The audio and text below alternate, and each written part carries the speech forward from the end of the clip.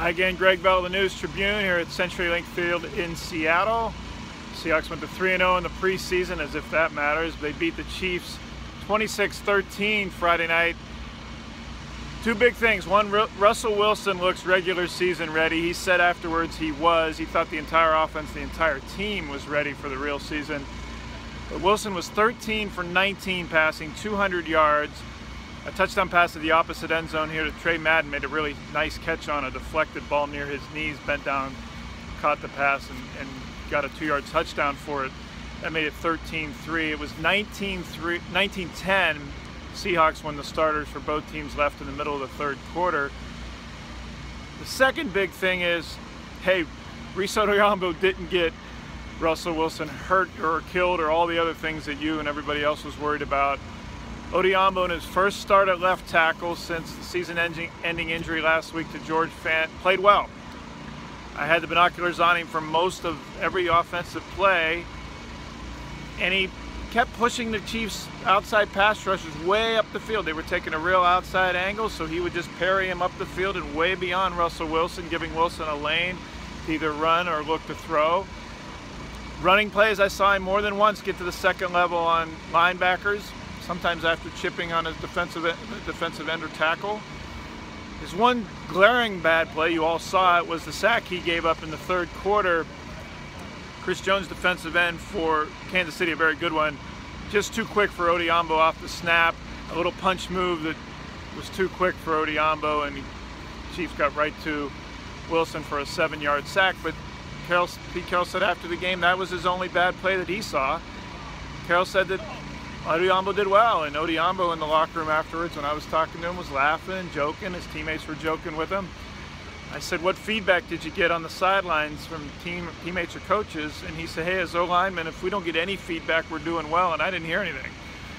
So no news was good news from feedback land for Rees Odhiambo, and the Seahawks' biggest concern going into the season, what are they going to do at left tackle, was at least for one night slightly allayed by the performance of Rees Odhiambo. Now, the Chiefs weren't running their regular season defense, and it wasn't very tricky. It was very preseason bland, as most defenses are, but still a very encouraging night.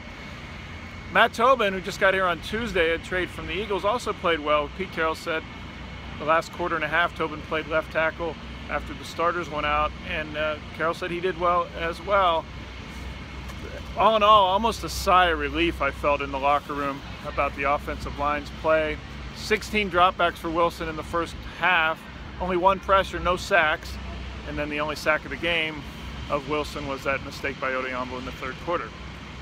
On the other side of the ball, defensively, the Seahawks once again to start the game, their starters gave up a double-digit play scoring drive, this time 14 plays by the Chiefs. It got extended in the red zone when Bobby Wagner hit Alex Smith about 2 steps after Smith threw an incomplete pass on 4th and 4. Actually, it was about the 35-yard line of the Chiefs. 15-yard foul on Wagner for that extended the drive, and the Seahawks ended up holding in the red zone, and the Chiefs got a field goal out of it. But the 3 preseason games now, the Seahawks starters have allowed a 13-play drive by the Chargers to a touchdown, an 11-play drive last week by the Vikings starters to a field goal, and now this 14-play drive by the Chiefs to a field goal. Carroll said afterwards, fundamentals, and mostly tackling, fits, run fits, overrunning, off-tackle plays by linebackers and safety, those kind of things that usually the Seahawks defense doesn't do in the regular season. He said they need to clean up the fundamentals. He thought that was the one negative that Carroll had after the game. On special teams, the only touchdown for the Chiefs, I should mention that after that first drive, the Seahawks only gave up 39 total yards on 17 plays for the rest of the first half. The starters stayed in through that half. The only touchdown of the game for the Chiefs came on a 95-yard kickoff return by DeAnthony Thomas, former Oregon Lightning strike. 95 yards on one of the only short kicks that Blair Walsh had the whole preseason. I didn't get a chance to talk to Walsh after the game whether he meant to kick that on purpose short. Nick Vanette, the backup tight end, and Jermaine Kearse both missed tackles on Thomas, but a lot of guys missed tackles on Thomas in the open field as fast as he is. Kearse had a couple long, nice catches, one really nice one over the shoulder in the first quarter on a pass on a scramble by Wilson on a bootleg scramble. It was a very nice catch over the shoulder of the defender who was right on him. Once again, Jermaine Kearse is going to make this team. A lot of you fans out there are thinking that he should not, or they are disgruntled for how Kearse's season was last year. Wilson loves him. He's been with him since 2012 when they were both rookies together in the first mini camp. You look at all the clutch catches in the last 5 years that have gotten the Seahawks deep in the playoffs and into Super Bowls. Jermaine Kearse has been at the other end of a lot of them. By far the biggest takeaway of this is that this offensive line situation may not be as dire, at least for the moment, as it was 3 or 4 days ago or even yesterday. But what Green Bay puts on them September 10th in the opener at Lambeau Field will be a much more complicated and aggressive defense than what the Chiefs did in a game that didn't count, of course, in August. No new injuries for the Seahawks. That's another big plus in a fake game. That's always important.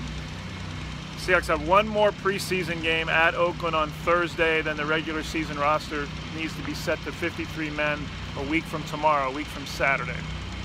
A lot of decisions to make, including at running back. Chris Carson, once again, was brilliant. I really like how he runs. One step, go, straight upfield. 15-yard run behind a great block by Odhiambo, who got the start tonight at right guard. Alex Collins has disappeared from the running back competition. He didn't get a carry tonight. I only saw him on the field on 2 punt coverage plays. And it looks for sure like Chris Carson, the rookie 7th-round pick, has taken that 4th running back job from last year's draft pick, Alex Collins. Even J.D. McKissick, who usually wide receiver and return man, would get carries at 4 carries for 22 yards on a touchdown drive in the 4th quarter. One other thing I wanted to mention, Austin Davis.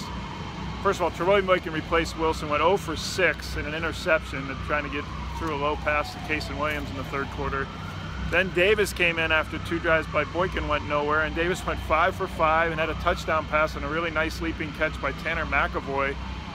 That's a perfect quarterback rating of 158.3. I asked Carroll after the game, what's the advantage of keeping 3 quarterbacks, which he didn't do last year, of course. Boykin was the only backup, and Carroll said, it's really important if you can do it, especially because he has a guy of experience, starting NFL experience in Davis.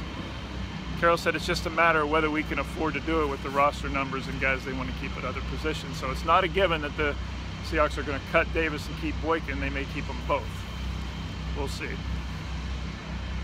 Thanks for watching. I'll be covering all weekend, as always, on thenewstribune.com and at GBellSeattle on Twitter.